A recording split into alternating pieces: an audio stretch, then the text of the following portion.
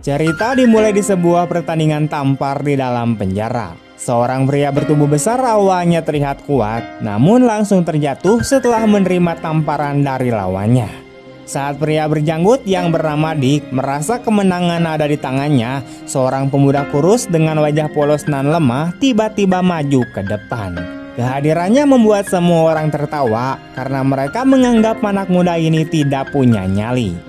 Dick dengan jelas meremehkannya, tetapi pemuda itu yang bernama Hyun-soo tetap percaya diri untuk ikut bertanding. Mereka lalu menentukan giliran dengan suit batu gunting kertas. Sayangnya, Hyun-soo kalah sehingga harus menerima tamparan lebih dulu. Namun yang mengejutkan semua orang, Hyun-soo sama sekali tidak bergeming. Kini giliran Dick yang menerima tamparan.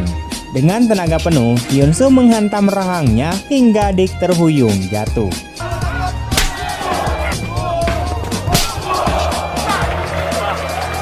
Merasa dipermalukan di depan banyak orang, Dick marah besar dan langsung menyerang. Tapi meski masih baru di penjara, kemampuan bertarung Hyun-soo berada di level atas.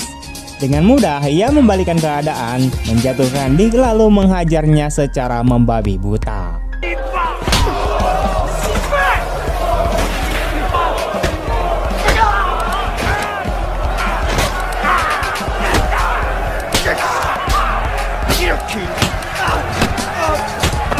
Dick hanya bisa terbaring tanpa daya, dan jika tidak dihentikan sipir, mungkin Hyun-soo sudah menghabisinya. Karena insiden ini, Hyun-soo dimasukkan ke sel isolasi, tempat di mana ia pertama kali berhadapan langsung dengan Jae-ho. Bagi Hyun-soo, ada dua tipe orang di penjara, yang bisa disentuh dan yang tidak boleh disentuh. Orang seperti Dick jelas termasuk golongan yang sebaiknya dihindari. Saat Hyun-soo bertanya Jae-ho termasuk kategori yang mana, Jae-ho menjawab dengan dingin bahwa dialah yang membuat aturan. Sejak pertemuan itu, hubungan keduanya perlahan terbentuk seolah mereka memang ditakdirkan untuk bertemu. Keesokan harinya, Bong Joon memberitahu Hyun-soo bahwa Dick dan gengnya tidak akan lagi berani mengusiknya.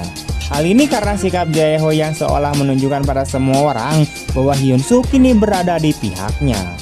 Bong Joon lalu menjelaskan mengapa Jae-ho punya kuasa besar di penjara. Ia bukan hanya pemimpin di balik tembok ini, tapi juga bos geng kriminal besar di luar sana. Kekuatannya di penjara didapat dari pertarungan yang diizinkan sipir, di mana pemenang akan jadi penguasa baru. Kebetulan Jae-ho selalu keluar sebagai pemenang, sehingga tidak ada yang berani untuk menentangnya.